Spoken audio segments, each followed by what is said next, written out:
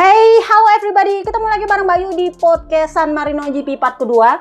Ini bakal panjang, cuman gue nggak tahu ini recordingnya pasti kepotong-potong karena gue ada urusan tumben-tumben hari ini. Setelah kemarin recording part 1 kepotong-potong gara-gara Misano tes, kali ini gue ada urusan keluarga, jadi ya agak kepotong-potong. Jadi kalau kalian dengar suara gue berubah tiba-tiba atau gimana, ya nikmati aja lah ya. Ini bakal panjang soalnya, skrip gue aja 14 lembar kak. Jadi ya kalau tiba-tiba ada yang kepotong juga jadi 3 part, yaitu harap maklum karena admin akun pasti udah capek ngedit sekian panjang podcast. Jadi ya kalian nikmati aja karena kita akan membahas 2 pabrikan terbaik, tapi karena ada beberapa perintilan dan kisruh-kisruh misuh-misuh di San Marino GP kemarin, ya jadinya akan panjang.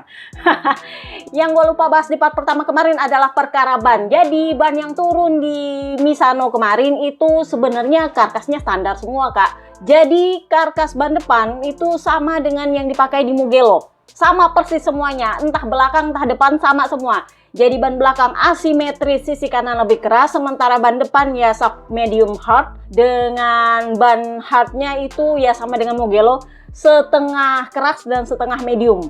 Jadi ekspektasinya adalah karena karkas ban ini sama dengan yang dipakai di Barcelona, aturannya lebih ngegrip karena trek Misano itu lebih ngegrip daripada Barcelona. Tetapi ya ada beberapa keluhan yang berkata bahwa entah kenapa grip ban belakang itu agak beda sama grip ban depan. Jadinya ban depan itu kedorong sama ban belakang. Saking ngegripnya treknya, entah saking ngegripnya bannya, atau memang KW-nya yang beda.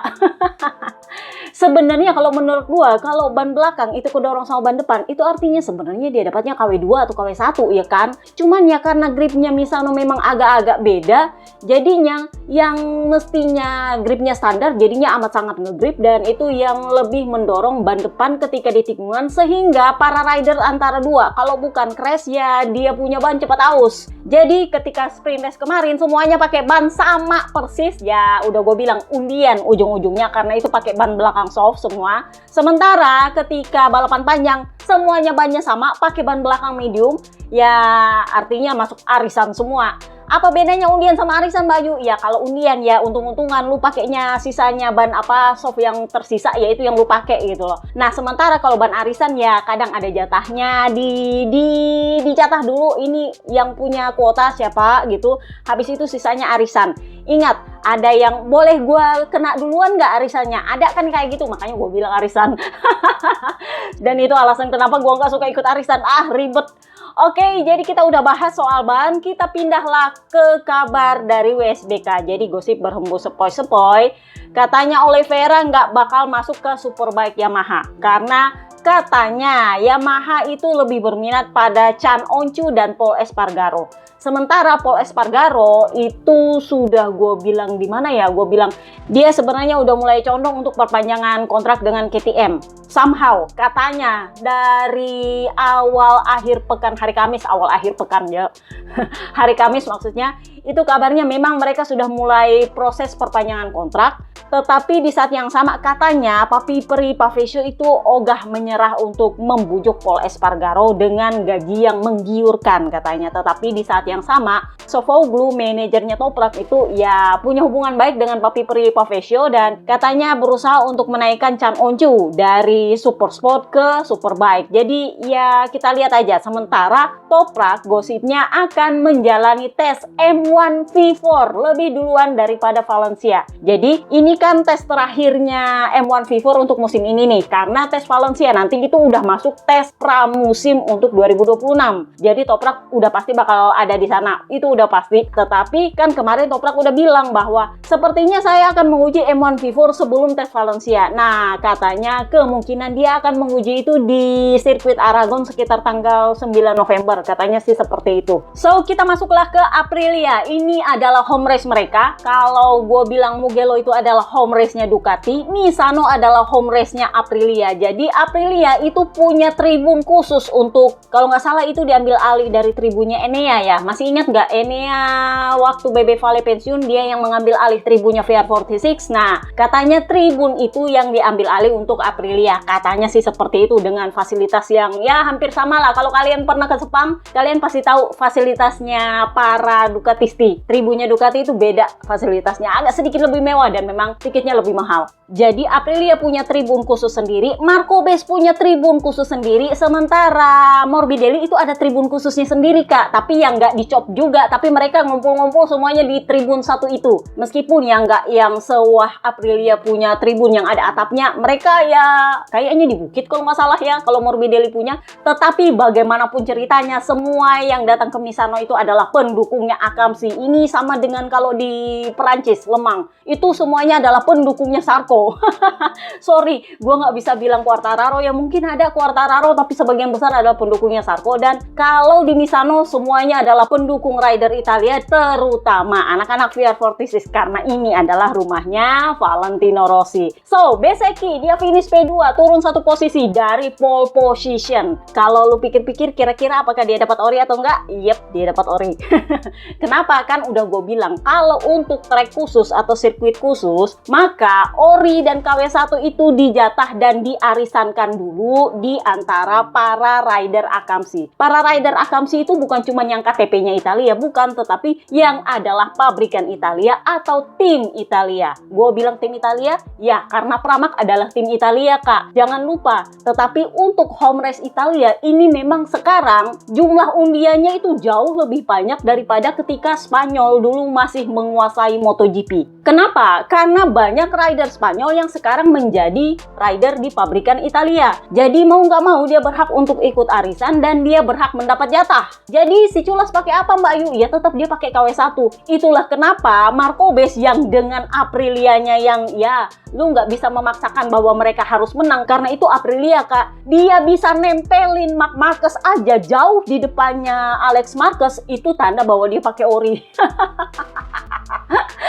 Jadi sebenarnya para penonton yang ngumpul di Misano itu sebagian besar, sorry ya, gue harus bilang sebagian besar itu adalah pendukungnya Bes. Kenapa? Karena dia adalah rider Aprilia, dia adalah rider Italia, dan dia adalah anaknya Valentino Rossi. Ini ya mirip dengan legasi yang dipunyai oleh para VR46 di Ducati. Ya dia di Ducati, ya dia Italia, ya dia anaknya VR46. Tetapi karena ini adalah home race-nya Aprilia, jadi ya yang ngumpul di situ sebagian besar adalah fansnya Aprilia. Mungkin ada Ducatisti tapi nggak sebanyak Mugello. Sorry to say, ini adalah home base-nya Aprilia. Jadi sebagian besar penonton yang datang ke Misano itu adalah fansnya Aprilia, yang juga adalah fansnya Italia, yang juga adalah fansnya Marco Base, yang adalah anak VR46. Sehingga fakta Marco Base itu kompetitif kemarin dan battle dengan Marc Marquez itu adalah faktor, sorry to say. Mungkin kalian punya pendapat beda tapi gue punya pendapat sendiri. Menurut gua teriakan yang muncul ketika Marc Marquez crash itu ya memang karena Marc Marquez crash, tetapi bukan karena Valentino Rossi-nya, tapi karena dia battle sama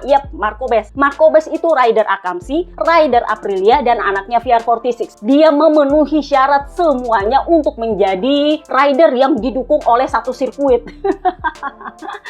Tetapi ya, sorry, gua nggak bisa mendukung orang yang kasih jari tengah ketika ada rider crash. No. Itu sama sekali nggak bagus. Gua udah bilang sebenci-bencinya gue sama orang, gue itu nggak suka kalau dia itu crash dengan jelek. Oke lah, dia punya santan instannya sendiri, tapi bagaimanapun ceritanya, kalau orang kenapa-kenapa, gue juga kasihan Kak. Kalau dia diteriaki, kalau dia dibu, itu wajar karena ini Italia dan mereka selain penggemar MotoGP, mereka juga penggemar bola yang wow, sorry itu mereka itu sangat fanatik. Jadi ya kalau dibu atau diteriaki gue masih ngerti, tapi kalau ceritanya ada rider crash terus lu kasih jari tengah, ya nggak bisa Kak, nggak boleh kayak gitu, itu namanya kurang ajar. So Marco Base kemarin dia nongol dengan helm khusus yang diambil dari komedi, itu komedi Italia sih. Ceritanya soal ada katanya sih tiga sahabat gitu berteman, tapi bawa kaki kayu yang dibuat oleh bapak mertuanya yang namanya kalau nggak salah Garbes kalau apa gitu. Nah jadinya Garbes, makanya ditulis Garbes di helmnya Bezzecchi. Itulah yang dia pakai selebrasi kemarin di sprint race, dan gue tahu banyak ABR yang ya karena memang Marc Marquez crash, jadi ABR itu yang bilang dia itu nggak bakal menang kalau Marc Marquez nggak crash. Ya masalahnya adalah Marc Marquez crash karena dia bikin kesalahan. Jadi kesalahan itu adalah bagian dari balapan. Kecuali kalau Marc Marquez crash kena sapu jagat Bezzecchi, ya mungkin lu bisa bilang Marquez nggak layak selebrasi. Tapi dia crash itu karena dia melakukan kesalahan. Bezzecchi nggak ngapa-ngapain kak, dia cuman battle doang. Begitu Marc Marquez duluan, dia crash, ya itu nggak ada salahnya Bezzecchi di situ. Dan kenapa dia selebrasi? Karena dia tahu kalau di balapan panjang dia susah buat menang. Jadi kalau dia bisa selebrasi untuk sprint race, even itu cuma sprint race, ya kenapa enggak? Karena ini adalah tempat ngumpulnya para fans Aprilia, dan ini tempat ngumpulnya para penonton Italia, dan tempat ngumpulnya para pendukung VR46. Jadi ya dia selebrasi aja, why not? Kalau lu nggak suka ya udah nggak usah. Tapi dia menikmatinya, dan menurut gue dia layak. Kenapa? Karena dia sama sekali tidak memaksa Marc Marquez crash. Kecuali kalau dia sapu jagat Marc Marquez dan Marc Marquez crash tidak dengan cara yang adil, ya mungkin lu bilang dia nggak layak selebrasi, dia nggak layak menang, bla bla bla bla bla bla. Dia menang karena Marc Marquez melakukan kesalahan. That's the problem. Jadi dia menang dengan cara yang adil, dan menurut gue itu layak. Jadi yang kemarin memberikan selamat itu adalah Bebe Vale sebagai gurunya, dan Lando Norris yang gue nggak tahu sebenarnya apa kaitannya sama Marquez, tapi mungkin karena dia adalah anaknya VR46 dan Bebe Vale ada di situ, ya Lando Norris ikut juga. Tapi menurut gue itu agak-agak random banget sih, tapi wajar karena Lando Norris juga ngefans banget sama Bebe Vale. Dari kecil dia ngefans, jadi ya kalau Bebe Vale senang dia juga senang. Sorry tuh saya ABR lu ngamuk lagi ya. Ya maaf ABR. Jadi ya seperti itu ceritanya. Nah karena dia cuma finish kedua di balapan panjang, bagaimanapun ceritanya ini tetap home race dia. Jadi dia nggak mau merusak suasana hure-hurenya dia. Ya tetap juga dia keliling-keliling rame-rame, ketemu sama fansnya, ketemu sama fans Aprilia, menikmati home race dia. Karena ini adalah laga Italia terakhir untuk tahun ini, jadi ya dia senang-senang lah, wajar, kenapa enggak? Nanti kita bahas soal perkara selebrasinya Marc Marquez. Jadi Marquez dia bilang ini adalah balapan yang sulit tapi benar-benar indah, karena selalu fantastis melihat bahwa saya mampu bertahan di sana meskipun saya berada di limit, dan Marc juga memacu dengan keras, dan untuk itu saya sangat senang. Tentu saja tujuan saya adalah membawa pulang kemenangan, tetapi Marc sangat cepat dan saya pikir dia masih memiliki sesuatu yang lebih. Terutama di pertengahan balapan hingga akhir ketika ban saya mulai aus, dia dan Ducati justru berhasil menjadi lebih halus dan lebih cepat dalam berkendara. Kami sendiri tidak terlalu kesulitan selama sesi latihan, tetapi kemudian dalam balapan kondisinya berubah dan kami lebih menderita. Saya cukup cepat di sektor ketiga, bahkan ketika motor saya banyak bergerak, tetapi di dua sektor pertama Marc sedikit lebih unggul. Bagaimanapun saya senang karena penampilan saya luar biasa. Saya memberikan segalanya untuk para fans, untuk perusahaan Aprilia, dan untuk tim saya, untuk akademi, untuk semua orang, dan saya sangat-sangat bahagia. Titik. Makanya gue bilang, base ini memenuhi syarat untuk didukung oleh semua penonton Misano. Mungkin yang gak mendukung dia itu cuma Ducatisti kali ya, mungkin. Karena ini memang home race-nya Ducati, tetapi bukan rumahnya Ducati. Rumahnya Ducati itu adalah Mugello. Jadi ya kalau memang ada Ducatisti yang datang, mereka nggak, ya wajar kalau mereka nggak mendukung Marquez, dan wajar gosipnya malah kelahi. Nanti kita bahas bagian terakhir itu. Jadi hampir semua sirkuit itu mendukung Marquez karena dia adalah rider Akamsi yang melawan Marc Marquez yang punya sejarah dengan VR46, yang punya rumah. Jadi ya gabungan semua. Ketika Marc Marquez crash, ya mereka semua teriak. Kenapa? Karena yang battle sama Marc Marquez itu adalah Marquez, rider Akamsi, anaknya VR46, ridernya Aprilia pula. Nah itu rumahnya Aprilia. Jadi ya sorry, gue tahu banyak, bahkan ada beberapa jurnal itu yang menyalahkan Bebe Vale soal itu. Ya menurut gue nggak juga, karena teman battlenya Marc Marquez ini adalah rider Akamsi. Ini mirip dengan vibe-nya ketika Marc Marquez battle sama Johan Zarco di Lemang. Masih ingat? Itu bahkan kalian bisa dengar ketika Zarco itu unggul dari Marc Marquez. Itu satu sirkuit semuanya teriak. Itu baru dia unggul aja dari Marc Marquez. Ya apalagi kalau Marc Marqueznya crash dengan battle yang ketat seperti itu. Ya wajar kalau mereka teriak. Cuman tetap gua nggak setuju dengan yang namanya jari tengah keluar ya. Itu sama sekali nggak bener. Tetapi kalau lu senang karena Marco Bes berhasil menang battle, ya gue juga jujur, gue juga senang. Marco Bes akhirnya bisa menang. Akhirnya lu lawan Ducati soalnya nak. Lu cuma pakai motor Aprilia lo kak. Jadi ya sorry itu saya, gue juga mengakui bahwa gue senang meskipun yang nggak pakai euforia juga. So Marco Bes ditanya ketika dia disalip oleh Marc Marquez di tikungan 8. Jadi dia bilang itu sulit karena sejak awal akhir pekan. Nah kan perbedaan terbesar bagi saya adalah antara dua kompon ban belakang ketika pengereman. Dengan kompon soft saya bisa berhenti lebih baik daripada dengan kompon medium yang bagi saya sedikit lebih sulit. Marc Marquez memberi tekanan pada saya tahu dia sangat kuat di bagian trek antara tikungan 4 dan 10. Dia sangat cepat, jadi saya tahu bahwa saya harus mempertahankan diri di area itu karena saya tahu dia akan melakukan manuvernya di tikungan tersebut. Karena mengalami masalah saat pengereman, saya membuat kesalahan kecil sehingga saya harus melepaskan rem depan sedikit dan melebar untuk menghindari kehilangan ban depan dan ujungnya pasti crash. Dan saat itulah Marc Marquez menyalip saya. Setelah itu saya hanya berusaha untuk tetap dekat dengan dia dan menjaga diri saya sesiap mungkin untuk melakukan serangan balik in case kalau dia melakukan kesalahan, tetapi tidak cukup. Kenapa? Karena dia sama sekali tidak melakukan kesalahan setelahnya. Tetapi bagaimanapun tidak ada penyesalan. Ini jelas lebih tentang kepuasan karena pada akhirnya saya menjalani balapan yang sangat hebat. Saat mencapai limit wajar saja kalau kita membuat kesalahan kecil dan sayangnya itu terjadi. Tapi kalau Anda tidak berada di sana, Anda tidak pernah belajar. Jadi saya rasa performa saya juga ya sangat bagus. Saya pasti akan menonton kembali balapan ini seperti biasa. Jadi kalau kalian ngintil gua dari 2 tahun lalu ketika si Marco Bes masih di VR46, masih ingat nggak? Kalau nggak salah itu di Qatar apa di mana ya? Yang Marco Bes kena sapu jagat Marc Marquez dan Marc Marquez lolos tanpa penalti. Marco Bes udah duluan masuk tikungan, sudah setengah motor karena ban depannya Marc Marquez itu kena punggungnya dia.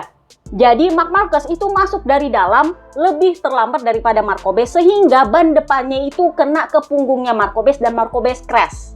Dan karena waktu itu RD-nya masih si dispenser, ya loloslah dia tanpa penalti. Waktu itu Marco Bes marah sekali dan dia pergi ke motorhome-nya Marc Marquez terus bilang, "Lu itu kayak penyakit tahu nggak? Karena lu selalu bikin apa yang lu mau lakukan, tetapi karena lu dibiarkan dan gak pernah kena penalti, semuanya menjadi korban apapun yang lu lakukan. Lu itu kayak kanker, tahu nggak?" Itu saking marahnya Marco Bes. Dan waktu itu Marc Marquez itu yang mandangin enteng Marco Bes. Waktu itu dia bilang, "Saya sih nggak terlalu peduli sama omongan yang seperti itu. Emang dia siapa? Menurut saya dia cuma anak kecil." Waktu itu Marc Marquez ngomong kayak gitu. Jadi Marco Bes ditanya, 2 tahun lalu kan lu ribut sama dia, ribut besar pula karena kan dia memang kena sapu jagat. Itu Marco Bes tuh sampai ngomel-ngomel di media. Dia bilang, "Saya itu masuk di tikungan biasa-biasa aja sampai ban depan dia itu kena belakang saya itu jumpalitan dan dia terus-terus aja nyelosor tanpa penalti." Nah waktu itu kan memang ngamuk-ngamuk si Marco Bes. Jadi ditanya, "Jono, lu kan 2 tahun lalu ngomong kamuk." Jadi dia bilang, "Ya begini, menurut saya itu adalah hal yang wajar karena pada akhirnya kami punya momen-momen solid saat kami battle. Dan dulu mungkin saya sedikit kekanak-kanakan daripada sekarang. Memang sulit saat itu tapi semuanya sekarang berjalan dengan baik. Anda pasti melihat kecepatan Marc dan dia jelas adalah rival saya. Jadi kami bukan sahabat karib, tetapi pada akhirnya begitulah semua pembalap MotoGP. Kami pada akhirnya memiliki hubungan yang baik seiring dengan waktu. Kami saling menghormati dan balapan kami di track juga bagus." So ditanyalah dia perkara soal Aprilia. Menurut dia apakah ini Aprilia sudah membaik karena sekarang udah bisa nempelin Marc Marquez. Kalau dulu-dulu kan sekali disalip udah ketinggalan. Masih ingat di Silverstone yang dia di depan terus begitu disalip sama Marc Marquez udah ketinggalan. Ini yang terjadi ketika di sprint race Marc Marquez menyalip Marco Bes. Dan ketika Marc Marquez crash ya orang hore-hore. Karena itu rider Akamsi dan mereka mendukung Marco Bes. Namanya juga orang Italia, rider Italia di sirkuit Italia. Jadi ya ini juga sama sebenarnya kalau di sirkuit Spanyol ketika yang battle itu adalah Marc Marquez dengan rider Italia. Masih ingat ketika Pecco Bagnaia crash terus disorakin? Cuman waktu itu nggak satu sirkuit juga karena kan Pecco juga ada fansnya di sana. Dan ya sorry itu saya, meskipun Marc Marquez itu populer di Spanyol, sayangnya karena banyaknya rider Spanyol ya yang fans sama Marc Marquez ya nggak semua. Ada yang fansnya Aldeguer, ada yang fansnya Alex Marquez, tetapi kalau Marc Marquez itu battle sama Peko dan Peko crash, ya makanya Peko pernah bilang kan, ya saya juga pernah kok diejek-ejek ketika saya crash di Barcelona. Nah, kurang lebihnya kayak gitu. Jadi ditanyalah, Aprilia itu bagaimana? Jadi dia bilang, ya kami memang membaik, tetapi dalam balapan kami sedikit lebih kesulitan daripada sesi latihan. Dan ini seharusnya membantu kami untuk berusaha lebih keras dalam hal meningkatkan performa. Sayangnya pada akhirnya kerja keras tidak pernah cukup, tetapi saya senang karena balapan di sini benar-benar fantastis. Meskipun saya sudah menyelesaikan 27 lap hingga batas maksimal dengan resiko crash, saya berhasil merasa nyaman di atas motor dan menikmati balapan. Kapan terakhir kali saya merasakan seperti ini? Ya, saat Anda balapan di kandang sendiri atau Anda berada di situasi seperti yang saya alami pertama kali, Anda memang harus sedikit lebih waspada dan berusaha berpikir bahwa ini adalah balapan biasa. Jadi saya berusaha meyakinkan diri sendiri bahwa saya berada di tempat lain, bukannya di Misano. Jadi bagaimana rasanya kalau dibandingkan dengan Silverstone? Karena kan di Silverstone juga dia P2 kan. Jadi dia bilangnya memang benar, ini mirip seperti sebuah kemenangan karena lu lawannya Ducati. Dan kemenangan ini punya cita rasa yang berbeda, tetapi dari segi performa secara keseluruhan dan semangat akhir pekan, ini jelas adalah salah satu yang terbaik. Meskipun saya tidak bisa bilang ini yang terbaik, tapi ini salah satu yang terbaik karena kalau misalnya saya menang, rasanya akan jauh lebih baik karena ini adalah home race-nya Aprilia. Akhir pekan ini fantastis bagi kami dan tidak bisa dipungkiri performa kami memang bagus. Jadi, jika saya bisa bersaing dengan para pembalap Ducati dan bahkan mengalahkan mereka, itu artinya kami sudah melakukan pekerjaan yang hebat. Memang benar bahwa jarak balapan di hari Minggu masih belum cukup. Tapi ini berarti kami tidak boleh menyerah, tidak boleh terlalu banyak membanding-bandingkan atau terlalu berpikir jauh ke depan. Jangan terlalu banyak angan-angan. Kita harus fokus pada diri sendiri dan terus berusaha untuk meningkatkan diri. Jadi pada akhirnya ditanyalah dia soal fansnya yang udah gue bilang kan, karena ini Misano, rumahnya Aprilia, di saat yang sama rumahnya orang Italia, di saat yang sama adalah rumahnya VR46, ya Marco Bes ngumpul semua lah di situ. Kalau anak-anak VR46 karena mereka anak Ducati, ya mereka lebih cenderung di Mugello. Kalian bisa lihat mereka pakai livery khususnya di Mugello, bukan di Misano. Karena ini home race-nya Aprilia sebenarnya. Jadi ya hampir sebagian besar sirkuit itu mendukungnya Marco Bes, dan ketika di podium ya yang ngumpul semua itu adalah para fansnya. Ya Marco Bes di situ, ya fansnya Aprilia di situ, karena tahun lalu kan Marco Bes bukan orang Aprilia kan, masih di Ducati. Jadi yang ngumpul itu ya fansnya Peko, fansnya VR46. Nah sekarang sudah lebih berwarna karena ada fansnya Aprilia di sana. Jadi dia bilang ya para pembalap yang juga berasal dari sekitar saya itu lebih terbiasa dengan dukungan seperti ini. Bagi saya ini sebenarnya baru pertama kali karena kan dia adalah wakilnya Aprilia. Jadi ya banyak fansnya Aprilia yang mendukung dia. Jadi dia bilang bagi saya itu sangat keren. Tetapi juga terasa agak sedikit sulit karena sedikit terbeban. Sungguh fantastis melihat dukungan yang saya terima dari pedok, dari sekitar trek, dan dari perayaan di podium yang menyenangkan. Sehingga emosinya sulit untuk dibicarakan. Saya cenderung menyembunyikan emosi saya terutama di saat-saat saya rapuh. Tetapi saya harus mengakui bahwa saya tersentuh melihat bendera saya, kaos saya, dan juga orang-orang yang begitu bahagia meneriakan nama saya meskipun sayangnya saya tidak berhasil menang. Itu indah dan tidak ternilai harganya. Salah satu perasaan terbaik yang pernah ada bagi saya. Apakah saya jadi tambah banyak fans karena saya sekarang berada di Aprilia? Ya sebenarnya tidak juga. Saya selalu punya penggemar, saya selalu punya fans yang mereka itu semakin bertambah sejak saya bergabung di MotoGP, karena MotoGP itu menawarkan platform yang lebih luas daripada Moto2. Tetapi ini masih belum sebanding dengan dukungan yang diterima oleh Marc atau Peko. Tetapi bagi saya itu menyenangkan, bagaimanapun ceritanya. Nah, ditanyalah dia soal selebrasi pakai kaki kayunya. Karena kan itu cerita komedinya, ceritanya gue sih nggak terlalu ngerti karena itu kan bahasa Italia, tapi ceritanya mereka ini sahabatan nih bertiga nih. Jadi kemana-mana bawa itu kaki kayu tuh. Nah, ditantang lah sama Giorno Italia. Kebetulan ini adalah Giorno Akamsi yang nanya, lu kira-kira ada kepikiran nggak mau bikin kayak ya sitkom gitu? Ceritanya lu kok mau tegi bawa itu kaki kayu gitu bertiga, mungkin dengan para Marquez gitu. Karena kan mereka bertiga podium gitu kan. Jadi dia bilang, sejujurnya sih saya tidak tahu apakah saya akan ikut perjalanan dengan mereka ke Motegi. Intinya saya tidak punya masalah dengan mereka, tapi saya mungkin akan lebih memilih orang-orang dari akademi karena saya sudah mengenal mereka lebih lama dan bagi saya itu lebih baik. Jadi ceritanya kalau ditanya lu mau nggak ke Motegi bawa itu kaki kayu untuk menyelesaikan ceritanya kan, karena kan itu dia bawa di podium, dia bawa juga selebrasi, dia bawa juga konferensi pers kak. Jadi ini kan ceritanya memang dia harus bawa kemana-mana itu kaki kayu. Jadi lu bisa nggak bawa itu ke Motegi? Jadi dia bilang ya nggak masalah sih sebenarnya, tapi kalau lu bilang mau bawa sama para Marcus Brother ya gue sebenarnya sih nggak ada masalah, tapi bisa nggak sama anak akademi aja. Marco Bes satu itu. Jadi gue ucapkan selamat kepada Marco Bes karena dia menjadi rider non Ducati yang bisa mengalahkan Marc Marquez di tanahnya Italia. Di rumah sendiri pula, di rumahnya VR46, di rumahnya dia karena dia juga orang sana. Jadi ya memang dia itu anak lokal di sana kak, Akamsi beneran Akamsi. Jadi ya menurut lo satu sirkuit mendukung dia ya maaf.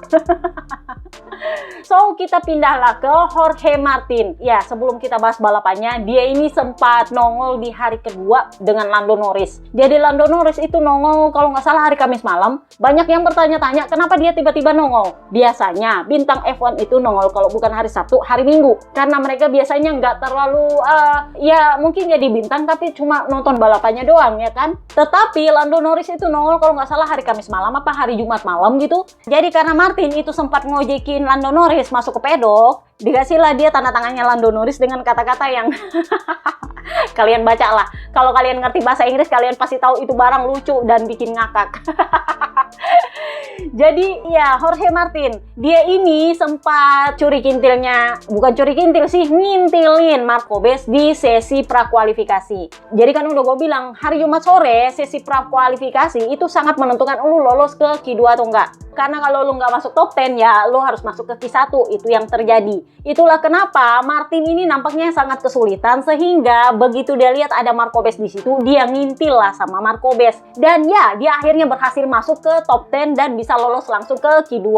Jadi dia sempat mengucapkan terima kasih kepada Marco Bes dan dia juga bilang di depan media, saya terima kasih sama Marco Bes karena kalau dia nggak ada, gue nggak lolos itu ke Q2.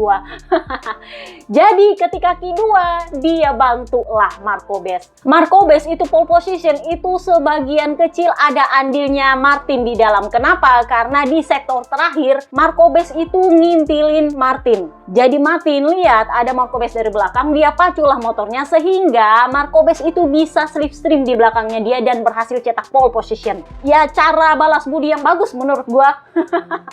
Di saat yang sama yaitu teamwork. Bantuin satu tim, satu pabrikan ya kenapa enggak? Jadi ini sempat ditanyain ke Marco Bes kemarin, lu dibantuin sama Martin dong untuk pole position, tau nggak? Dia bilang apa? Ya wajar lah karena kan kami satu tim, satu pabrikan. Ya untungnya nggak dilanjutin, kecuali kalau dia beda pabrikan atau beda tim terus dibantuin itu lain cerita kak.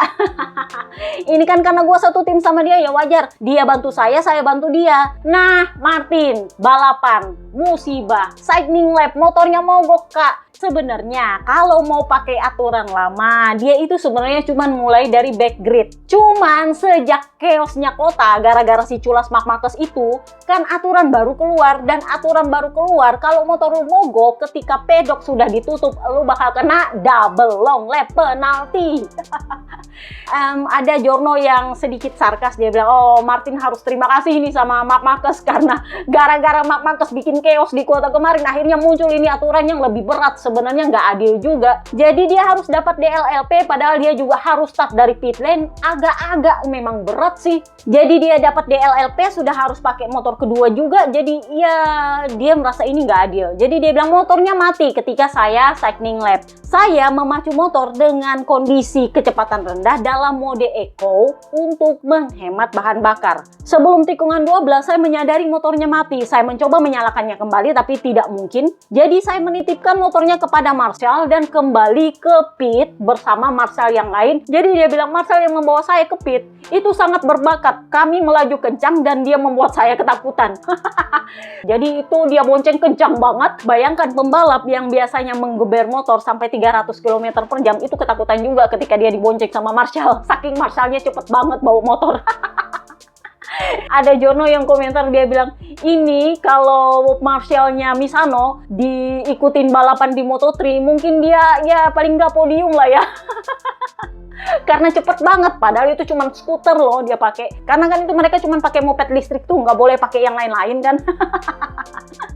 Jadi dia bilang ya, saya sedikit ketakutan karena dia sangat melaju dengan kencang. Dan kemudian saya yang tidak tahu aturan balapan yang baru, berusaha berlari cepat ke pit lane, tetapi pit lane sudah ditutup. Jadi saya tidak bisa start dari grid tanpa alasan. Nah ini yang dia keberatan, jadi dia bilang saya harus mendapatkan double long lap penalti, tetapi untungnya saya berhasil berada di posisi start tapi dengan motor kedua. Saya baru tahu kalau ternyata sudah begitu caranya sekarang. Saya pikir akan lebih baik memulai dari bagian belakang grid seperti dulu. Aturan lamanya, kalau lu mogok ketika cycling lap dan lu harus ganti motor, lu harus start dari grid belakang. Masih ingat ketika Argentina Chaos 2018 kalau nggak salah, yang ya Marc Marquez juga sih yang bikin rusuh. Itu yang para rider gara-gara ganti ban kan segala macam chaosnya. Nah mereka startnya dari grid belakang, cuman karena sebagian besar cuman Jack Miller doang yang nggak ganti ban, jadinya semuanya penuh dari belakang. Itu adalah aturan yang lama. Ketika Marc Marquez bikin chaos di kota kemarinnya, dirubahlah jadi aturan baru di mana rider yang bikin chaos itu kena double long lap penalti. Tetap bisa start dari gridnya dia, dari posisi startnya dia, tetapi dia harus dapat double long lap penalti. Sementara dulu-dulu lu cuma start dari back grid tapi nggak dapat double long lap penalti. Jadi dia bilang, ya saya rasa akan lebih baik kalau itu startnya dari belakang seperti dulu-dulu. Kalau kita harus mendapatkan double long lap penalti, secara otomatis kita sudah kalah dalam balapan. Jadi ya udah dapat double long lap penalti, sudah harus ganti motor ya. Dia bilang motor kedua juga beda rasanya. Memang setupnya sama, tapi saya sangat sensitif dan bisa merasakan perbedaan posisi stang yang bahkan hanya sedikit berubah. Di MotoGP, stang memang selalu sama persis, tetapi saya tetap bisa merasakan perbedaannya. Saya pada dasarnya memulai balapan dengan baik. Di lap pertama saya berada di posisi ke-9, saya sempat menyalip tapi tidak masuk akal untuk bisa terus melakukan manuver yang sama. Jadi karena ini adalah home race-nya Aprilia, aturannya mestinya juga dia disorotkan. Cuman ya karena dia kena double long lap penalti, ya di belakang lah dia. Di saat yang sama karena dia jurun, kan udah gue bilang dia ini jurun Mangkage yang sedikit agak-agak haus sorotan kamera begitu kan.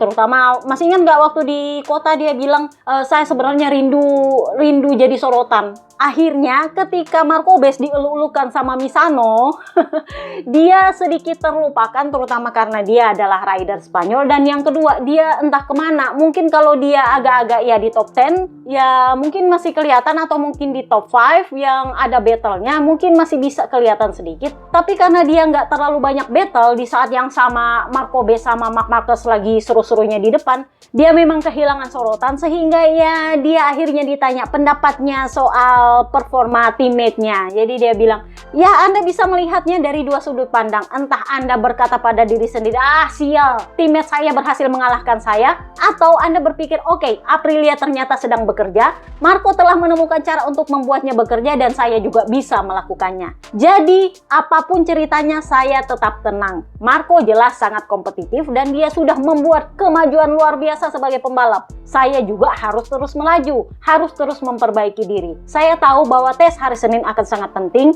Itu adalah tes resmi pertama saya bersama Aprilia, karena dia kemarin gak ikut tes Aragon, kan dia baru bergabung di Brno kan, baru balapan. Jadi ya memang dia miss semua tes resmi dengan MotoGP. Jadi dia bilang di tes nanti saya akan mulai menguji, mencoba bermain dan melihat seberapa jauh saya bisa memodifikasi setup motor agar bisa lebih dekat dengan Marco. So, kita pindahlah ke Trackhouse. Trackhouse ini nggak ada satupun interviewnya. Raul Fernandez sebenarnya bagus, dia finish P11 tapi nggak ada interview. Sementara Ai Ogura dia crash. Kabar terakhirnya adalah dia punya tangan itu sakit sampai dia harus melewatkan Misano test. Jadi katanya dia harus pulang lebih awal ke Jepang untuk memulihkan diri supaya dia siap untuk home race. So, kita pindahlah ke Ducati, mulai dari VR46. Ini lumayan populer mereka di Misano kemarin karena Lando Norris datang ke sana, terus Kimi Antonelli juga nongol ke sana. Semuanya carinya siapa? Valentino Rossi. Jadi, gue tahu ABR itu yang, oh ngapain lu ngefans sama Valentino Rossi? Ya maaf, emang kayak gitu, Kak. Karena Valentino Rossi itu yang membuat MotoGP terkenal. Mau lu celah-celah dia, gue tahu bahwa dia berusaha didramatisir seolah-olah dia selebrasi ketika Marc Marquez crash, padahal itu karena dia senang Marc Marquez pada akhirnya bisa menang battle. Itu kan anaknya dia, emang nggak bisa dia senang karena kan yang battle sama Marc Marquez adalah Marc Marquez. Emang mau lu gimana? Lu maunya Valentino Rossi sedih melihat Marc Marquez menang hanya gara-gara Marc Marquez crash? Ya nggak bisa, karena yang battle adalah Marc Marquez. Marc Marquez itu anaknya dia. Ya jelas dia mendukung anaknya, dan sorry dia nggak ngapa-ngapain, dia nggak selebrasi, tapi jelas dia senang Marc Marquez menang. Gua juga senang. Tapi apakah selebrasi dia? Enggak, gue juga enggak. Gue nggak tahu juga, mungkin yang lain ada yang tepuk tangan sih. Tapi iya, itu bukan Valentino Rossi. Max iya, ada keluarganya Marc Marquez juga, sorry to say. Jadi ya wajar karena mereka adalah fansnya Marc Marquez.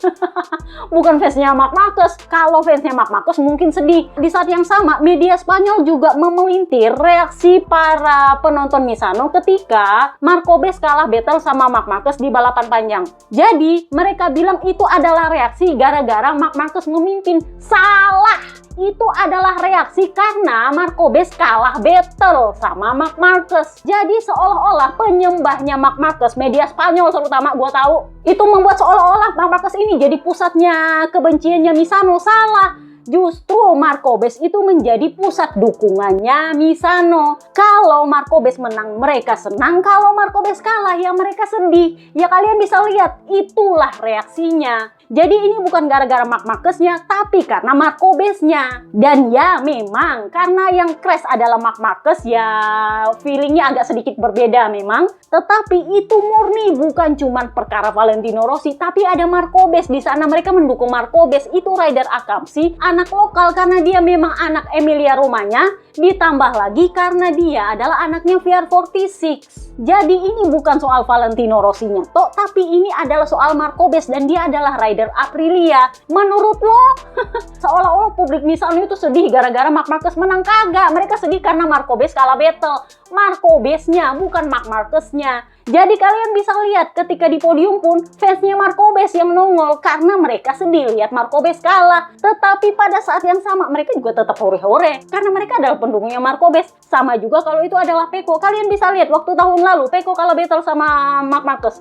Ada nggak sampai mereka senang-senang kayak gitu? Kagak, karena ini bukan rumahnya Ducati. Rumahnya Ducati itu Mugello. Misano kemarin itu rumahnya Aprilia. Aprilia itu adalah pabrikannya Marc Marquez. Jadi semuanya ngumpul di situ, Kak. Makanya gue itu sempat pikir waktu hari Sabtu malam setelah sprint race, gue pikir kayaknya ini santan instannya si Culas udah mulai berkurang banyak karena dia diselebrasiin sama beberapa fans yang kurang ajar. Tetapi di saat yang sama ketika gue bangun, mulailah muncul fitnahan kepada Valentino Rossi yang bilang Valentino Rossi itu selebrasi dari mana? Dia cuma ngangkat tangan karena kaget lihat Marc Marquez crash, tapi di saat sama dia ketawa karena dia tahu bahwa Bes mau menang nih, dan Bes itu menangnya murni, nggak pakai cara sapu jagat, Kak. Marc Marquez kan crash karena bikin kesalahan, dia nggak ngapa-ngapain, nggak pakai cara kotor. Jadi media Spanyol seolah-olah membuat gimana caranya Valentino Rossi dibenci. Sorry to say, itu nggak akan membuat Marc Marquez lebih dicintai di Italia. No. Kenapa? Karena mereka tahu Valentino Rossi nggak ngapa-ngapain di situ. Yang kedua yang mereka dukung adalah Marc Marquez, di mana itu adalah rider Aprilia yang saat itu adalah home race-nya. Itu rumahnya Aprilia. Jadi Lando Norris pun nongolnya lihatnya VR46 karena yang dia tahu Valentino Rossi lah yang membuat MotoGP itu dikenal. Itu idola dia dari kecil. Dia datanglah ke sana. Dan itu juga yang menurut gua bikin Lando Norris itu ikut dalam konsorsium Apex yang mana sekarang jadi pemiliknya Tech 3 KTM. Jadi konsorsium yang dipimpin oleh Gunther Steiner itu ternyata salah satu yang di dalamnya itu penyandang dananya itu adalah Lando Norris. Makanya Lando Norris itu nongol kemarin, dia nongol di hari Jumat malam apa Kamis malam, dan dia ada di hari Sabtu. Agak sedikit berbeda dengan rider-rider F1 biasanya yang biasanya ya nongol cuma di hari Minggu atau di hari Sabtu gitu. Dia nongol lebih awal karena ya seperti itulah kalau lu owner. Lu akan belajar, oh gini ya caranya mengelola tim. karena dia yang punya duit di situ. Tetapi ya fakta bahwa dia fansnya Valentino Rossi, ya dia nongol lah di pedoknya VR46. Jadi kita mulai dari Morbidelli. Morbidelli finish P4, naik 1 posisi tetapi dengan kartu orange. Kenapa dibilang kartu orange? Kartu orange itu adalah dari kuning ke merah, digabung jadinya orange. Kenapa? Karena hari Kamis dia dipanggil sama RD Simon Crawford. Lu sini duduk gini. Lu itu udah berapa kali sapu jagat orang, Kak? Lu udah gua penalti soalnya. Udah 2 kali pula gua penalti. Itu di luar penalti ya, lu ngider-ngider sembarangan lah, lu ngayal-ngayal sembarangan lah. Itu bukan cuman itu penalti lu, banyak penalti lu, Kak. Dan kalau gua pikir-pikir, lu punya penalti ini udah panjang banget. Jadi, kalau lu bikin 1 kali lagi sapu jagat orang atau bikin manuver yang kasar sama orang, lu bakal kena right through penalti. Right through itu artinya dia start dari posisi grid biasa, habis itu dia selesaikan masuk ke pit lane. Pit lane itu kan punya pembatas kecepatan tuh. Jadi lu begitu masuk batasnya pit lane sampai keluar dari pit lane itu harus pada kecepatan yang disyaratkan di pit lane. Jadi itu lambat banget, Kak. Cok. Lebih lama daripada double long lap penalti soalnya. Seriously, lebih lama.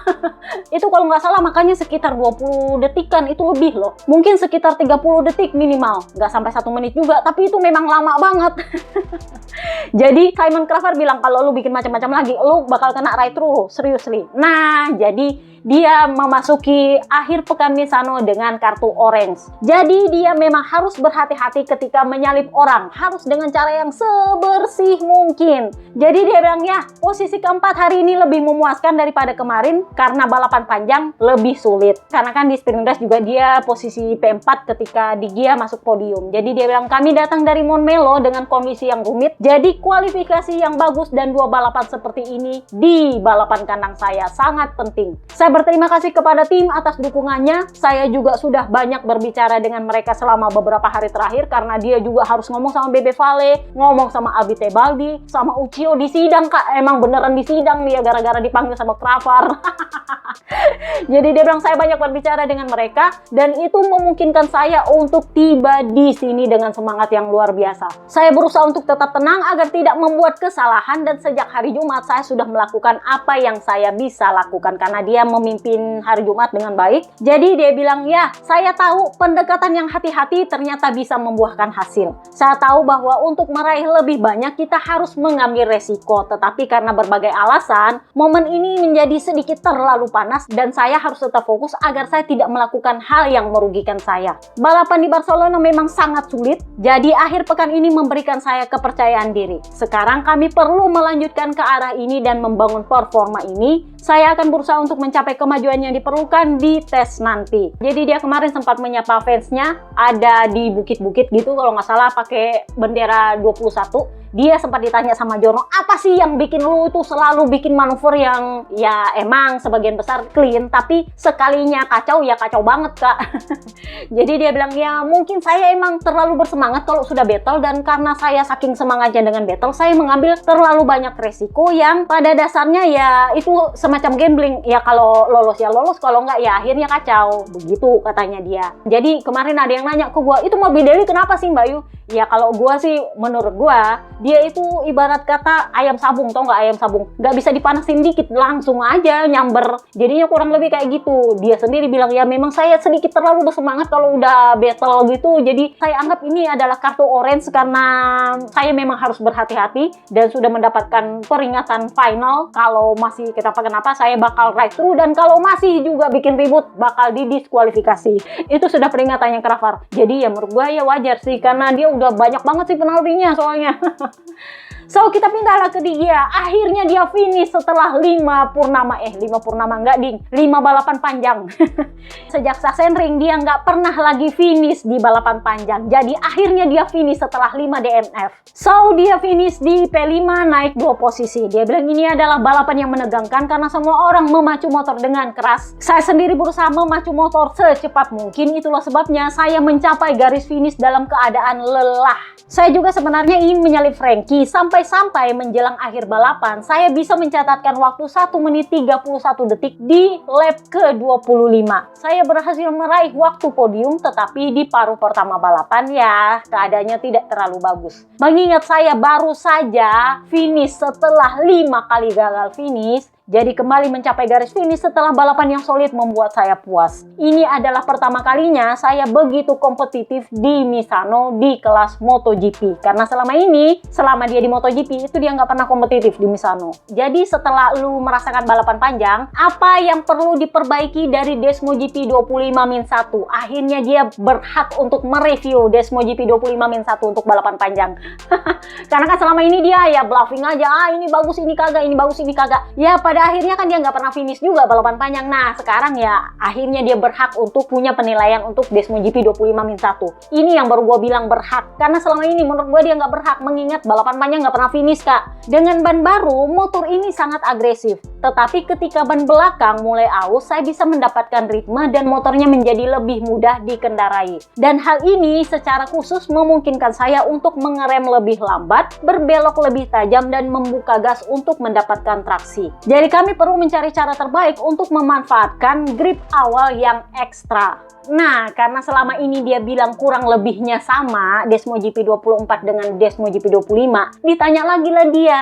Kali ini dia mengambil posisi yang abs karena dia emang nggak pernah finish selama ini dan sekalinya finish dilarang bluffing kak. Dia bilang ya, saya tidak tahu harus menjawab apa karena saya belum pernah mencoba motor 2024. Saya bisa bilang bahwa Aprilia dan Yamaha lebih tajam di awal-awal balapan dibandingkan motor kami yang Desmo GP 25. Jadi kamilah yang perlu meningkatkan performa. Untuk besok meskipun kami tidak akan menguji part-part baru, kami punya banyak ide tentang cara menggunakan motor ini. Ini akan menjadi hari tes yang panjang. Bagaimanapun ini adalah akhir pekan yang mulus yang sudah saya tunggu-tunggu. Saya fokus pada performa tanpa harus mengejar. Dan hari ini saya mampu menunjukkan potensi penuh saya, yaitu posisi kelima. Ini adalah akhir pekan seperti sebuah kelahiran kembali. Melihat bendera finish juga merupakan peningkatan moral bagi tim saya. Karena dalam beberapa seri terakhir, kami selalu sedikit lebih cemas karena tidak berhasil mencapai bendera finish. Sore ini juga kalian bisa melihat bahwa pedok agak tegang karena ada beberapa motor yang gagal mencapai garis finish, entah karena alasan apa, yang jelas tidak pernah menyenangkan. Para mekanik sudah bekerja keras dan yang penting adalah bisa finish dengan baik dan itu memberi motivasi. Jadi ditanyalah dia perkara soal kenapa dia kalau sprint race dan kualifikasi bagus tapi balapan panjang melempem. Karena kan selama ini kalau dia kualifikasi lebih bagus dari Pecco, dia bilang oh ya ini motor sebenarnya bagus kok bla bla bla bla bla bla bla. Nah setelah beberapa kali balapan minggu gak pernah beres-beres, dia mulai slow down. Dan kali ini dia ditanya, sprint lu lebih bagus tapi kayaknya lu punya balapan panjang meskipun lu finish gak lebih bagus daripada sprint race. Karena sprint race lu berapa kali podium coba. Nah sementara balapan panjang udah jarang finish, sekalinya finish ya P5 doang. Jadi ditanya lah dia, menurut lo gimana? Dia bilang ya, Anda hanya perlu melihat balapannya untuk mengetahuinya. Ibarat kata dia nggak mau ngebahas kenapa bisa dia seperti itu. Pada akhirnya ditanyalah dia perkara upacara. Dia bilang, ini sebenarnya seperti tanda penghormatan kepada negara tuan rumah. Bagi saya ini adalah hal yang baik. Cuma mungkin jadwalnya perlu sedikit disesuaikan. Tetapi tanpa perubahan yang radikal. Artinya dia bilang ya nggak masalah kalau mau upacara. Cuman ya waktunya tolong disesuaikan menurut dia. So kita pindahlah ke tim Grace ini. Alex Marquez P3 turun satu posisi. Ini dia sebenarnya bisa dibilang lone sailing. Lone sailing itu gimana ya? Cuman sendirian, di depan jauh banget, di belakang juga jauh banget. Ya udah, untungnya dia nggak ngantuk.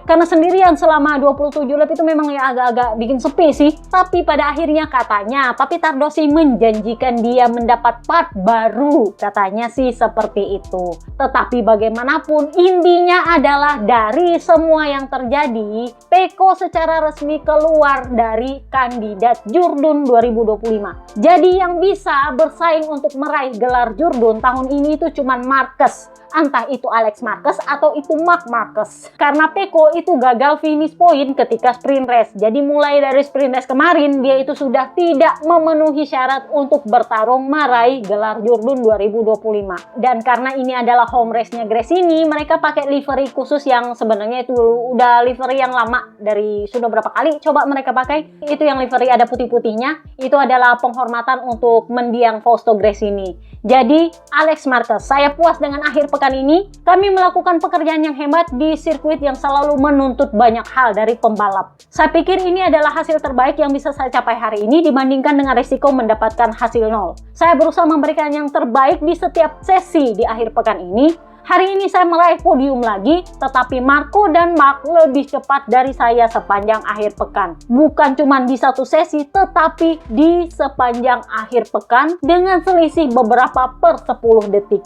Ini adalah hasil yang penting, tidak hanya bagi saya, tetapi juga bagi tim di Misano, karena ini adalah home race-nya Gresini. Jadi ditanya, emang lu kelemahannya di mana? Dia bilang, saya banyak kalah di sektor pertama. Secara historis, sektor itu adalah titik terlemah saya di Misano. Dan itu adalah sesuatu yang perlu saya perbaiki di masa mendatang. Meskipun saya sudah mengerahkan segenap kemampuan saya. Saya berusaha untuk tetap dekat dengan mereka, dengan Mark dan Marco. Tetapi menjelang pertengahan balapan saya mulai mengalami beberapa masalah dengan ban depan. Dan bahkan beresiko terjatuh beberapa kali. Dan sejujurnya, saya mengatakan pada diri saya sendiri untuk menyerah mengejar mereka. Dan finish cukup di podium saja. Yang mana saya juga sudah sangat senang. Meraih 2 podium di Misano sungguh mengejutkan saya. Dan itu adalah akhir pekan yang sangat positif bagi kami. Memang balapannya lebih dari sekedar membosankan karena balapannya panjang sekali dan saya sendirian. Saya memang suka naik motor sendirian, tapi kalau terlalu panjang ya 27 lap itu banyak loh kak. Mungkin perlu dikurangi sedikit biar saya nggak terlalu bosan, tapi yang memang lebih dari bosan saking sendiriannya saya. So ditanyalah dia perkara Motegi karena kakaknya bakal kunci jurdun di Motegi balapan panjang minimal dengan keunggulan tambahan 3 poin dari dia. Jadi dia bilang ya keunggulan Mark memang besar sekarang, itu cuma masalah waktu, cepat atau lambat dia akan menang gelar. Sementara posisi P2 masih terbuka. Kami sekarang unggul tipis di atas Pecco yang sekarang berada di posisi 3 klasemen dan juga dari Bezzecchi yang semakin dekat. Lu lihat dia punya selisih poin dari Pecco, sisa berapa? 4 apa 5? Jadi kami tidak boleh lengah dan kami harus terus berjuang di level ini. Sejujurnya saya pikir akan lebih sulit untuk bisa menahan Mark kunci jurdun karena saya butuh jauh lebih banyak poin. Ini adalah perjuangan kami karena kami ada di sana meskipun jauh gapnya. Kami akan berusaha memberikan yang terbaik di setiap akhir pekan dan mengasah senjata yang kami miliki. Apapun yang terjadi nantinya, itulah yang terbaik kami usahakan. So, ditanyalah dia perkara tesnya. Kan udah gue bilang dia dijanjikan dapat part baru. Jadi dia bilang, saya belum tahu. Meskipun Tardosi bilang mereka akan memberikan saya hadiah. Gue tuh bingung kenapa Tardosi lagi. Tardosi ini kan manajernya tim pabrikan. Kenapa dia yang ngomongin part untuk Alex Marquez? Itu kan mestinya yang ngomongin Papi Perigigi ya kan. Dari kemarin gue tuh bingung kenapa dia yang lebih banyak bicara ngango-ngango. Padahal itu sebenarnya haknya Papi Perigigi. Bingung gak sih? Jadi dia bilang, ya kita harus menunggu dan bersabar. Saya berharap ada part untuk mendapatkan sedikit peningkatan. So, kita pindahlah ke Aldegar. P6 naik 4 posisi. Dia ini P6 di sprint race, P6 juga di balapan panjang. Puas ya? Puas. Karena Ayo Ogura Kresom Kia Cantra, ya dada babai. Untung-untung dia dapat 1 poin. Jadi dia bilang, seandainya mereka memberitahu saya pada hari Jumat bahwa saya akan meraih 2 posisi ke-6, saya pasti sudah senang sekali. Tetapi bagaimanapun saya senang bisa tetap tenang sepanjang akhir pekan dan tetap tenang hingga tiba di balapan dengan performa terbaik saya. Hari ini saya mencoba bersaing dengan posisi ke-5 di mana ada di Gian Antonio di sana. Tetapi saya tidak pernah bisa menyalipnya karena saya begitu dekat dengan dia dan itu membuat ban terlalu panas sehingga saya kesulitan mengendarai motor. Jadi saya lebih memilih untuk tetap tenang. Motornya bergerak dan sulit dihentikan dan Anda merasa seolah-olah ban belakang mendorong ban depan. Ini karena dia pakai ori. Begitu banyak gripnya. Jadi dia bilang hal ini menyulitkan di tikungan, tetapi saya pikir ini adalah masalah umum yang terjadi pada semua orang dan karena itu penting untuk menyalip secepat mungkin seperti yang saya lakukan dengan Quartararo. Tetapi dengan dia juga sama-sama memiliki Desmosed DC seperti saya dan punya beberapa perbaikan yang lebih baik. Jadi ya, hal itu mustahil bagi saya untuk bisa menyalip dia. Tetapi bagaimanapun saya ingin terus seperti ini dan berjuang untuk posisi 5 besar, bahkan kalau mungkin podium. Tetapi kalaupun akhir pekan dimulai dengan beberapa masalah, sebaiknya kita tetap rileks. So, kita pindahlah ke Pecco crash. Jadi ya, dia memutuskan untuk tidak mengikuti debrief pers Katanya sih dia ada meeting sama timnya sehingga berapa kali sempat ditunda dan pada akhirnya Ducati bilang dia nggak akan melakukan the brief pairs. Jadi yang ditanya adalah Papi peri gigi.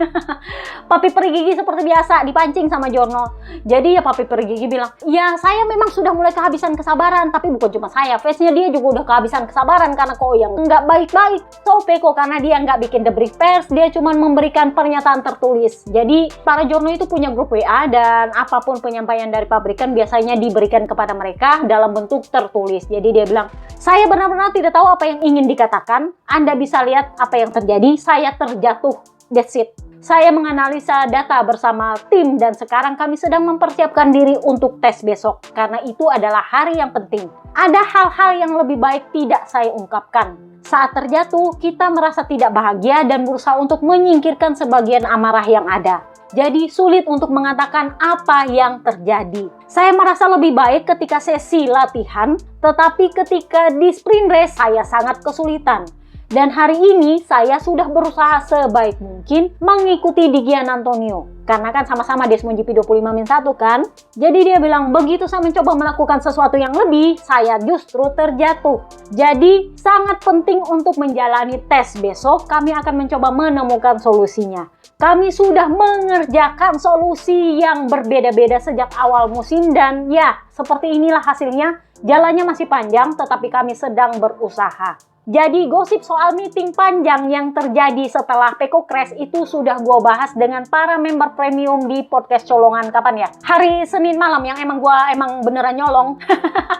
Itu emang beneran nyolong, tapi dari 8 menit gue nyolong itu gue udah mengatakan semua gosip yang perlu gue katakan soal Ducati.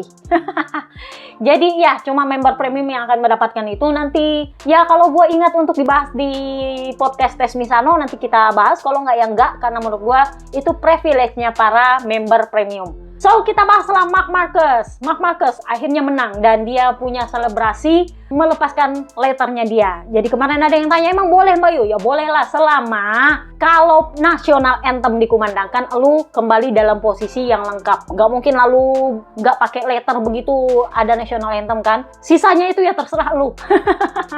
Tetapi yang cukup menarik adalah kalau kalian dengar Catalan GP part ketiga, kan gue bilang bahwa dia memutuskan gak kunci juru di Misano karena dia lebih memikirkan adiknya. Karena kan waktu itu adiknya setelah crash di sprint race, dia merasa agak sedikit down dan itu bukan cuma sekedar gosip di belakang pedok, karena memang katanya Gresini itu sempat yang agak tegang pedoknya.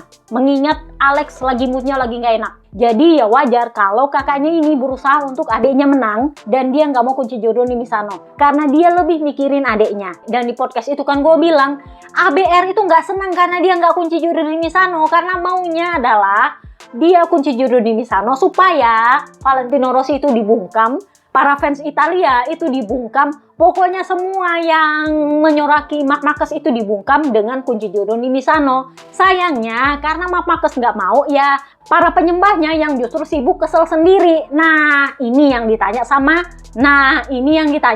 Giorno KTPS. Ini adalah Giorno yang sama yang mancing-mancing Morbidelli di, gue lupa di Hungarian GP apa di Australian GP ya, yang dia dipancing soal siapa yang lebih baik antara Valentino Rossi dengan Marc Marquez perkara GOAT. Jadi ini adalah Giorno yang sama yang nanya ke Marc Marquez perkara kenapa dia nggak mau kunci juru di Misano. Jadi dia bilang, saya sudah berusaha mendapatkan match point di sini, maksudnya di Misano. Sudah saya katakan, saya tidak peduli di mana atau kapan, tetapi saya berusaha mendapatkan gelar itu secepat mungkin. Ini berarti saya akan terus melakukan balapan dengan mentalitas yang sama. Tetapi ada pembalap yang lebih cepat dari saya di Catalan, adiknya kan. Kami memang mencetak poin terbanyak di akhir pekan tersebut, tetapi itu tidak cukup untuk mendapatkan match point di sini. Sekarang orang-orang bilang saya bisa kunci juru di Jepang. Saya justru melihatnya tidak semudah itu. Ya, saya pikir match point itu bagus, tetapi saya tidak melihatnya semudah itu untuk bisa dikunci. Karena itu berarti, nah ini dia bahas adiknya. Itu berarti Alex tidak akan banyak mencetak angka di sana-sini. Dia mikirin adiknya daripada penyembahnya. Jadi kami akan tetap berpegang pada mentalitas kami Dan salah satu tujuannya adalah mencoba mempertahankan finish podium yang merupakan prioritas utama saya mulai dari sekarang hingga akhir musim. Dari sini kalian bisa tahu sebenarnya dia nggak ngincar menang lagi, dia cuma mau ngincar podium karena nampaknya dia berusaha untuk kunci Jurdun di Valencia. Karena itu home race-nya dia. Dan di saat yang sama dia kalau nggak salah kemarin menyumbangkan berapa juta euro gitu untuk dapur umum bagi anak-anak korban banjir Valencia. Jadi gua rasa wajar kalau dia pengennya sebelum crash Misano dia pengennya kunci Jurdunnya di Valencia. Makanya dia bilang saya sih ngincarnya podium doang, nggak ngincar yang lain-lain. Nah, dipancinglah dia sama itu Giorno KTPS. Emang sebegitu pesimiskah lu sampai nggak bisa memastikan lu bakal Jurdun di Misano atau Jurdun di Motegi? Tahu nggak dia bilang apa? Saya ini pembalap Ducati dan ini Misano adalah balapan kandangnya Ducati. Kami punya komitmen besar di sini, bahkan lebih banyak daripada Catalan. Karena Catalan kan memang home race-nya dia, tapi bukan home race-nya Ducati. Jadi kami harus siap untuk itu dan siap menikmati akhir pekan balapan dalam suasana yang nyaman. Ini adalah sebelum Misano crash. Apakah akan ada ejekan? Sudah pasti. Akan ada bu? Iya. Tetapi apakah akan ada tepuk tangan kalau dia dipuji? Ya juga pasti akan ada. Jadi bagaimanapun itu kami akan tetap berusaha memberikan 100% di track dan itu yang terpenting. Saya tidak mau buru-buru karena pada akhirnya saya sudah bilang berkali-kali dan saya akan terus bilang ini tentang mencoba untuk finish di depan mungkin. Karena itu berarti kita terus berada di jalur yang benar yang merupakan tujuan utama saya. Saya memang sudah memperkirakan situasi ini di mana dia mendominasi dan biasanya dia lebih unggul daripada adiknya, yang mana itu memberi saya keuntungan besar. Tetapi saya tidak mau kebutuhan untuk bisa mengunci gelar sesegera mungkin membuat saya melakukan hal-hal bodoh. Karena saya bisa saja crash seperti yang dialami oleh Alex terakhir kali di Catalan. Seperti yang pernah terjadi di masa lalu dan mungkin akan terjadi di masa mendatang. Saya bisa saja crash, tetapi saya berusaha untuk tidak crash secara bodoh karena beberapa balapan terakhir ini saya sudah mulai membangun momentum menuju 2026 dan saya ingin terus berada di jalur yang sama seperti itu. Dari sini kalian sudah tahu, ini kan dia interviewnya sebelum sprint race hari Kamis kalau nggak salah, dan di blog gua tulis, aduh dia udah sounding mau crash kak, dan ternyata dia crash beneran. Udah gue bilang dia tuh kalau udah bersabda biasanya mesti jadi kak, dan bahkan kalau itu untuk dirinya sendiri. Jadi ya karena dia udah sounding gue bisa aja crash, ya crash lah dia. Kurang lebihnya kayak gitu. Jadi dia bilang kalaupun saya crash, saya berusaha untuk crash tidak dengan cara yang bodoh. Ditanyalah sama Giorno, maksudnya crash dengan cara yang bodoh itu kayak gimana? Jadi dia bilang gini, yang bisa bikin crash itu adalah salah satunya terlalu rileks, tidak terlalu stres dan merasa tekanan tidak terlalu banyak sehingga tekanan berkurang. Di saat yang sama Anda terlalu santai sehingga kurang fokus. Itu yang membuat Anda melakukan lebih banyak kesalahan dan itu yang saya katakan crash dengan cara yang bodoh. Karena itulah yang pernah terjadi pada saya selama bertahun-tahun. Hampir semua orang akan berkata bahwa saya akan memenangkan gelar di balapan berikutnya. Well, saya memang menang, tapi saya juga bisa crash. Itu juga karena saya terlalu percaya diri. Jadi, kalau Anda melihat seorang pembalap muda di Moto3, ketika dia baru memenangkan balapan pertamanya, balapan berikutnya biasanya dia melakukan kesalahan yang sebenarnya cukup buruk dan membuat sangat sulit baginya untuk mulai menang secara teratur karena dia terlalu percaya diri. Bagi kita di MotoGP hal itu memang jarang terjadi karena para pembalap kan sudah lebih berpengalaman, tetapi setelah Anda menjadi juara, hal itu bisa terjadi. Kami akan berusaha untuk memastikan hal itu tidak terjadi, maksudnya kalau dia udah kunci Jurdun terus ternyata dia jadinya jeblok gitu kan, makanya dia nggak mau kunci Jurdun cepet-cepet supaya dia nggak terlalu terlena. Jadi dipancinglah dia sama Giorno. Tapi kan ada orang-orang, nah udah gue bilang kalau Giorno yang satu ini dia pakai acara orang-orang, padahal ya itu publik Spanyol sih, fansnya dia. Tapi kan ada orang-orang yang kesal, kenapa kamu nggak kunci Jurdun di Misano? Jadi dia bilang begini, untuk orang-orang yang menyalahkan saya karena saya tidak bisa memenangkan gelar di Misano hanya karena saya segan pada Rossi. Mereka yang berpikir seperti itu atau menulis seperti itu persetan. Jadi Anda, dia tunjuk sama itu Giorno, Anda yang menerjemahkannya sendiri.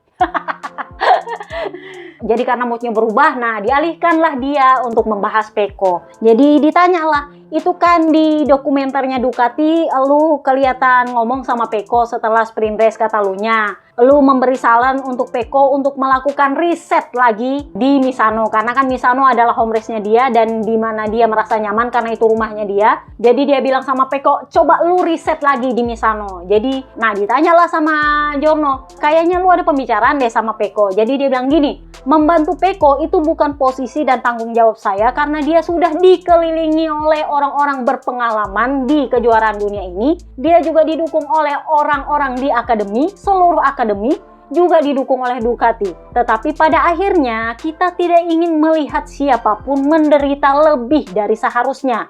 Tentu saja kita ingin mengalahkan semua orang, entah itu saudara kita, entah itu rekan satu tim kita, atau siapapun. Tetapi saya juga ingin agar Ducati terus berkembang karena pada akhirnya itu juga akan mempengaruhi saya. Karena maksudnya seperti yang udah gue bilang di mana ya, podcast suka-suka kapan gitu. Karena kalau dia mentereng sendiri dan yang lain kagak, kan yang dibawa-bawa adalah Honda. Dan bahwa dia mengambil terlalu banyak keuntungan dari pengembangan yang terlalu pro dia sementara yang lain kagak. Ngerti? Jadi memang ya karena pada akhirnya itu juga mempengaruhi saya, Kak. Dan untuk Ducati bisa terus berkembang, kedua pembalapnya harus bisa melaju sama-sama kencang. Dan kalau pembalapnya bisa melaju sama-sama kencang, itu artinya mereka bisa memberikan umpan balik yang tepat dan akan jauh lebih mudah bagi para insinyur untuk mengembangkan motor. Jadi perkara soal pengembangan motor ini gue udah bahas juga di live podcast colongan soal tahun depan punya pemilihan motor dan pengembangan motor. Kalian para member premium selamat menikmati. Jadi kita bahaslah sprint race dia yang crash. Ini sebenarnya gue nggak mau bahas, cuman karena ini adalah special case, jadinya gue bahas sprint race dia, Kak. Kenapa gue bilang Marco Bes itu layak dihore-horein dan layak selebrasi? Karena dia adalah ridernya Aprilia, mengingat Misano itu adalah rumahnya Aprilia. Dia adalah rider Akamsi, di mana itu adalah sirkuitnya Italia, dan dia adalah ridernya VR46, yang mana itu adalah rumahnya VR46. Ditambah lagi dia adalah anak lokal di sana, anak Rimini, Kak. Jadi ya menurut lo, jadi ya wajar kalau dia selebrasi karena dia adalah pabrikan Aprilia yang pada akhirnya bisa mengalahkan Ducati. Meskipun dia tahu balapan panjang mungkin itu lain cerita, ya wajar dia akhirnya hure-hure di sprint race. Kenapa? Karena Marc Marquez itu crash karena kesalahan dia sendiri. Marco Bes mah nggak bikin apa-apa, kecuali kalau Marco Bes itu sapu jagat atau apa, ya wajar. Masalahnya adalah Marc Marquez crash karena kesalahan dia. Ya fair dong, crash karena kesalahan sendiri itu adalah bagian dari balapan. Tapi kalau ceritanya lu crash gara-gara di sapu jagat, itu lain cerita. Itu ya wajar kalau ada yang keberatan. Tapi karena dia menang dengan cara yang wajar,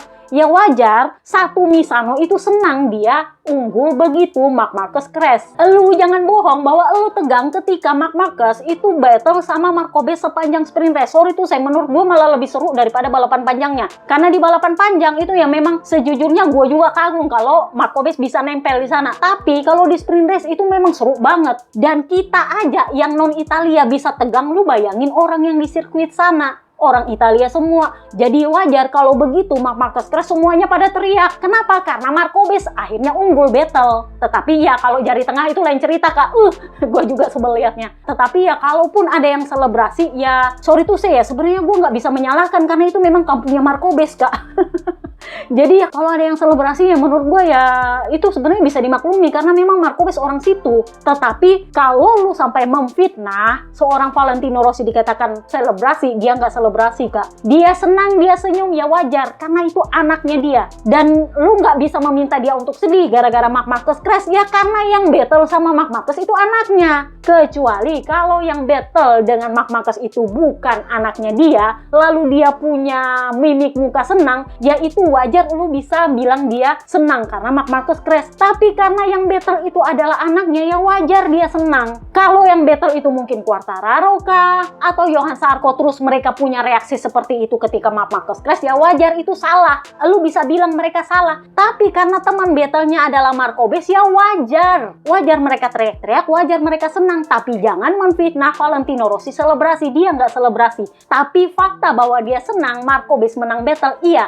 tapi dia jelas nggak selebrasi. Jadi dia memberikan selamat kepada Marquez itu wajar. Kenapa? Karena Marc Marquez crash itu kesalahannya sendiri. Dia bilang, saya berada di batas kecepatan di tikungan itu, tetapi saya tidak selalu berada di batas kecepatan selama balapan. Saya berkendara dengan baik dan kecepatan saya lebih baik pada saat itu. Jadi saya mencoba menyerang dia. Banyak orang mengira saya ini dari planet lain, tapi saya ini bagaimanapun ya manusia. Saya berhasil melakukan hal yang tersulit untuk menyalip dia dan membuat kesalahan menjadi hal yang mudah. Saya memacu motor terlalu keras dan sedikit melebar. Itu adalah crash yang biasa terjadi di Misano. Saya sebenarnya lebih suka start dari baris depan, tapi kami tidak berhasil karena beberapa masalah. Tetapi dengan sedikit kesabaran di lap-lap awal semuanya akan beres dengan sendirinya. Dan saya pikir Bezzecchi akan menjadi pembalap tercepat di Misano besok karena ban belakangnya itu belum aus. Jadi kalau dia berhasil melakukan hal yang sama besok, maka dia akan kompetitif. Tetapi dia bukan rival utama saya di klasemen. Sehingga ya pada dasarnya saya tidak terlalu peduli soal Aprilia berhasil mengalahkan Ducati. Karena ini masih sprint race, masih ada 6 balapan tersisa di musim ini. Dan perebutan gelar itu hanya di antara 2 pembalap. Yang mana itu adalah adik saya dan saya. Dan itulah satu-satunya tujuan saat ini. Dan mengenai apa yang dilakukan orang-orang ketika saya crash, begitulah cara mereka mendefinisikan diri mereka sendiri. Kita seharusnya tidak memberikan mereka perhatian lebih. Ya, gue setuju juga yang satu ini. Gak usah diurusin. Kenapa? Karena orang-orang yang kasih jari tengah itu makin lu urusin, makin mereka viral, makin terkenal.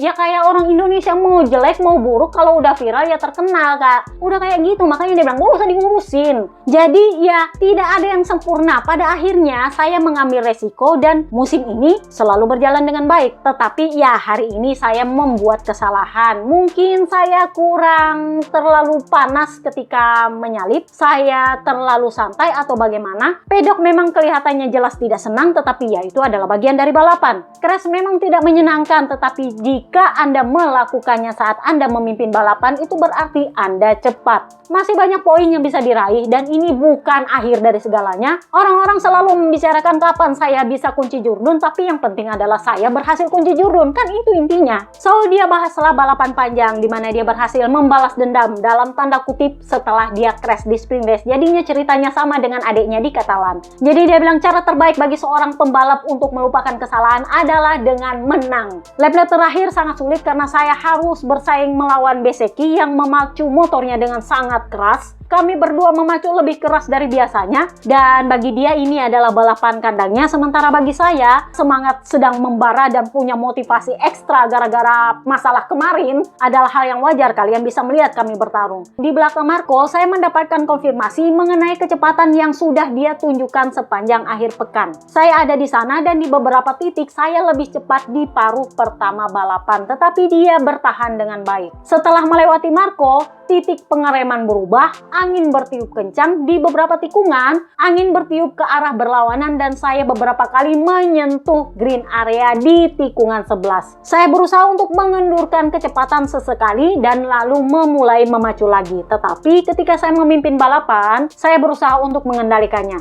Anda tidak bisa memacu terus hingga batas maksimal selama 27 lap. Jadi di lap terakhir saya mengerahkan seluruh kemampuan saya, tetapi respon Bezzecchi juga sangat fantastis. Saya baru saja mencetak fast lap dan ketika saya melihat pitboard, saya melihat dia hanya tertinggal beberapa per 10 detik. Jadi dia juga meningkatkan kecepatan dia. Anda memang harus mengambil resiko, tetapi hanya jika diperlukan.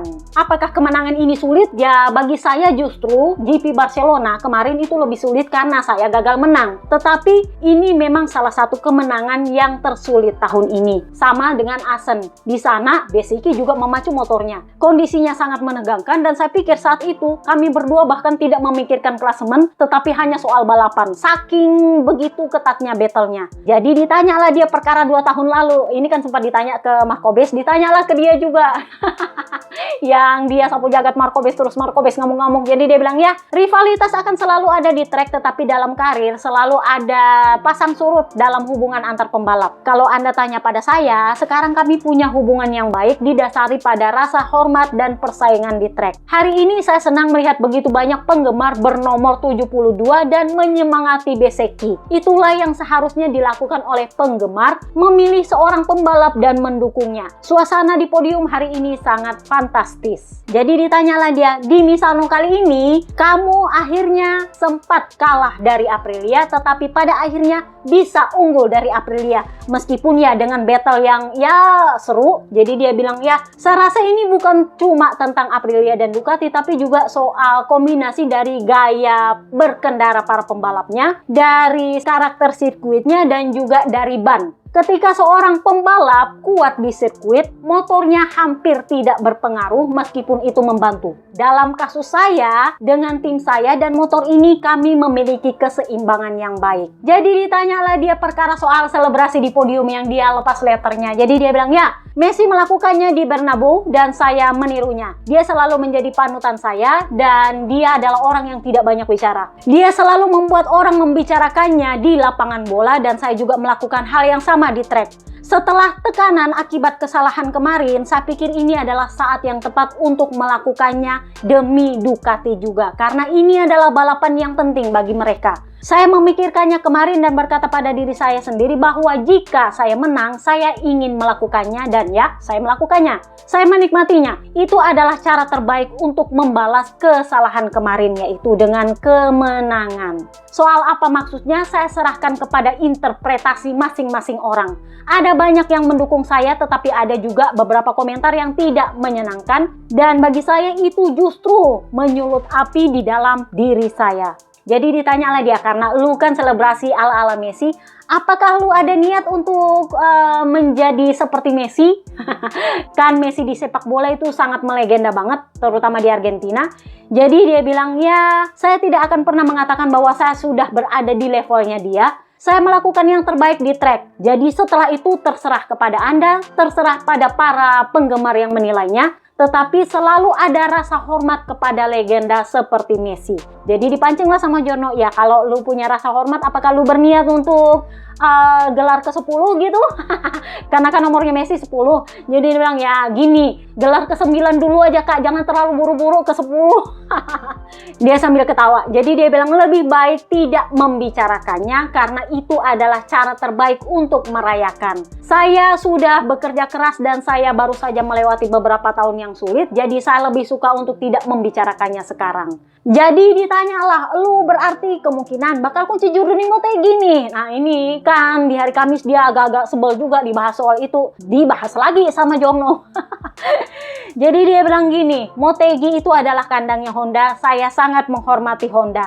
Tidak masalah apakah saya kunci jurunya di sana atau kunci jurunya di Indonesia. Bagi saya memenangkan balapan di Italia itu yang paling penting karena akhir pekan ini saya merasakan tekanan dari Ducati dan tekanan dari Tardosi. Kemarin dia bilang kepada saya harus mengerahkan segenap tenaga dan ujungnya saya terjatuh. Maksudnya di hari Sabtu. Jadi hari ini dia bilang saya harus mengerahkan segala tenaga tetapi jangan terlalu memaksa.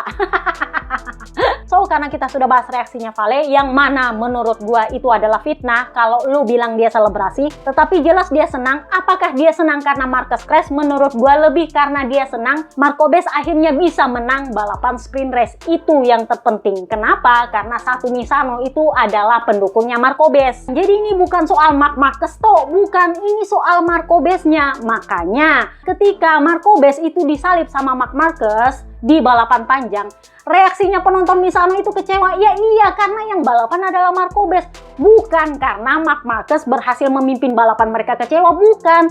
Tapi karena Marquez kalah battle. Ngerti maksud gua? Nggak tahu kenapa media Spanyol dan penyembahnya Marc Marquez itu membuat seolah-olah ini soal Marc Marquez. Padahal itu lebih ke soal Marquez. Dan jangan salah, itu 4 orang idiot yang kemarin kasih jari tengah, itu katanya sampai dipukul sama para fans Italia lainnya. Katanya sih penggemarnya Ducati katanya. Jadi ternyata habis balapan sprint race mereka itu kelahi. Dan untungnya kelahinya nggak lama. Dan itu dikomentari oleh Stefan Bradl. Dia kebetulan adalah komentator TV Austria kalau nggak salah, pokoknya TV-nya Red Bull. Jadi Di Lorenzo sendiri agak terkejut dengan apa yang terjadi di tribun. Ketika Mark terjatuh, orang-orang Italia merayakannya. Sebenarnya bukan merayakan Marknya jatuh, tapi merayakan Markobis menang. Kenapa itu diarahkan menjadi Mark Marquez? Ya karena dia battle-nya sama Markobis. Karena Markobis berhasil menang battle, ya mereka senang. Ini sama seperti ketika Sarko itu battle sama Mark Marquez di Le Mans kemarin. Dia menang aja satu sirkuit itu yang memang hebohnya luar biasa. Ya sama juga yang terjadi dengan Markobis melawan Mark Marquez di Misano. Jadi Bradel itu bilang dari sudut pandang olahraga saya merasa itu agak awkward, agak kok gitu ya. Tapi ya begitulah orang-orang Italia di sini. Dan ini bukan pertama kalinya Marc Marquez dicemooh. Dan saya tahu Marc Marquez bisa mengatasinya karena dia punya banyak pengalaman mengenai itu di sirkuit ini. Jadi kemarin selebrasi Alex Marquez bawa benderanya, tetapi Marc Marquez lagi-lagi bawa bendera Ducati. Itu wajib kudu harus, karena kalau dia bawa, dia punya bendera, kayaknya kapan ya dia selebrasi bawa benderanya? Itu jelas tidak akan mengubah apapun di Italia. Jadi menjelek-jelekan Valentino Rossi, memfitnah dia, itu sama sekali tidak akan membuat Marc Marquez lebih baik di Italia. Ada seorang jurno yang mengatakan bahwa ini sebenarnya salahnya Valentino Rossi. Loh, kok jadi salahnya Valentino Rossi? Jadi mereka merasa gara-gara Valentino Rossi tidak melupakan apa yang terjadi 10 tahun lalu, itu membuat fans Italia juga sulit menerima Marc Marquez. Begini, kalau lu kalah jurdun gara-gara lu crash, atau gara-gara lu kalah battle, atau gara-gara lu emang nggak bisa melawan, atau gara-gara lu melakukan kesalahan sehingga sama sekali nggak bisa bersaing di saat-saat terakhir, itu fair dan wajar. Tapi kalau lu kalah jurdun cuman gara-gara lu difitnah, itu beda cerita. Oke, itu aja podcast kita kali ini. See you next time guys. Bye-bye.